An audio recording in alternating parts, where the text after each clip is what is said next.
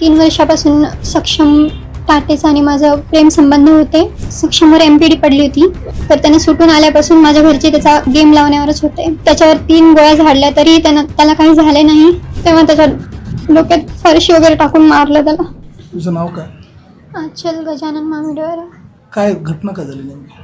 घटना काही झाली नाही. 3 वर्षापासून सक्षम टाटेचा आणि माझं प्रेम संबंध होते. माझ्या घरच्यांना ते मंजूर नव्हते, त्यासाठी त्यांनी त्याचा असा घात केला.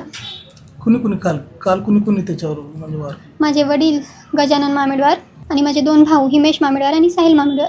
कशाला गेला होता हा? बाहेर कशासाठी गेला होता आणि त्याला कसं म्हणजे प्लॅनिंग करून घेतलं? हे सक्षमवर MPD पडली होती, तर त्याने सुटून आल्यापासून माझ्या घरचे त्याचा गेम लावण्यावरच होते. म्हणजे मला धमकी देत होते की त्याला मारून टाकणार, आणि त्याला गोड बोलून, त्याला भेटून, नशा वगैरे करू घालून मारलं त्याला.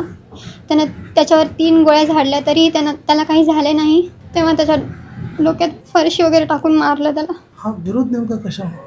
आमचं प्रेम होतं आणि माझ्या पप्पांना मंजूर नव्हतं. कशामुळे? कास्टमुळे. तू दुसरं कोणाही सोबत बोल, मी करून देतो तुझं लग्न, असं बोलले होते ते मला. सक्षमची कोणती कास्ट आणि तुझी कोणती कास्ट? बुद्धिस्ट आहे. आणि तुझी? म्हणजे पद्मश्री. म्हणजे फक्त जात वेगळी असल्यामुळं? हां. आणि त्यांच्या अगोदरही काही दुश्मनी होती वाटते, पण अगोदर ते चांगले मित्र होते. तुझा भाऊ आणि? माझे 2 भाऊ आणि सक्षम आणि हे चांगले मित्र होते. नंतर आमच्या प्रेम संबंधामुळे त्याला मारण्यात आले.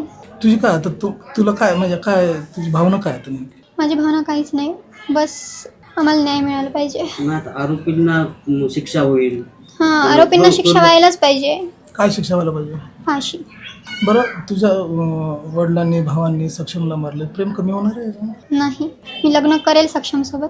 आता सक्षम तर नाही आहे या जगामध्ये, मग कसं काय? त्यांना नसलं तर काय झालं, आमचं प्रेम तर आहे ना. माझ्या घरचे जिंकूनही हारले आणि त्यांना हारूनही जिंकला, आणि मी त्याच्यासोबत लग्न करेल आता, आणि त्याच्यासोबतच राहील हमेशा, आणि माझ्या मनाने राहील मी. माझ्यावर कोणाची जोर जबरदस्ती नाही, काहीच नाही. आणि माझं वय झालेलं आहे, तर मी माझ्या मनाने निर्णय घेऊ शकते.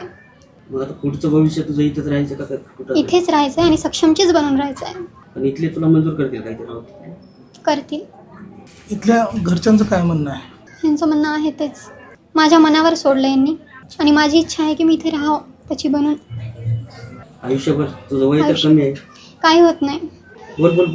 मला राहायचं होतं त्याच्यासोबत. काय झालं, त्याच्यासोबत राहायला भेटलं नाही, तर पण इथे तर राहील ना त्याच्या घरामध्ये सर्वांसोबत. आता माझ्यामुळे त्याच्या मम्मीपासून तो दूर झाला. काय स्वप्न पाहिले होते बरं तुम्ही दोघांनी मिळून?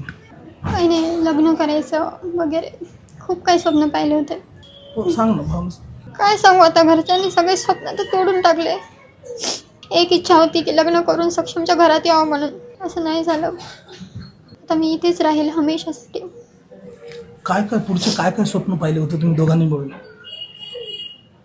काल सायंकाळी मिलिंद नगर इतवारा येथे मयत सक्षम गौतम ताटे वय 20 वर्ष, राहणार मच्छी मार्केट, याला मारहाण करून डोक्यात फरशी व दगड घालून खून करण्यात आला होता.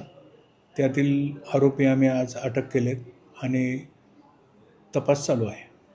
कोणत्या अंतर्गत गुन्हे दाखल झाले सर? काय गुन्हा BNSचे कलम 103, 162, 189, 190, 191(2), 193(3) म्हणजे कट रचने वगैरे. काय प्रकरण काय होतं? काय वाद? प्रकरणाचं आता काल गुन्हा दाखल झाला, आज तपास सुरू झाला आहे. तपासात पूर्ण माहिती आल्यावर आम्ही देऊ. मुलीचं म्हणणं आहे सर की प्रेम प्रकरणातून ही हत्या करण्यात आली आहे. हो, असू शकतं, पण आता आमच्या तपासातून पूर्ण PCR मध्ये वगैरे तपास पूर्ण होईल, त्यावेळेस सांगता येईल. ॲट्रॉसिटी आहे, 325 आर्म ॲक्ट आहे, सगळं लागलेलं आहे. आरोपीचं नाव काय आणि किती जणांना अटक करण्यात आली? आरोपी एकंदर 6 आरोपी आहेत. त्यात जयश्री मदनसिंह ठाकूर, गजानन बालाजीराव मामेडवार, साहिल उर्फ सन्नी पिता मदनसिंह ठाकूर, सोमेश सुभाष लखे आणि वेदांत अशोक कुंदेकर, असे एकंदरीत 6 आरोपी आहेत. अटक आहेत. 3 दिवस पोलीस कोठडी.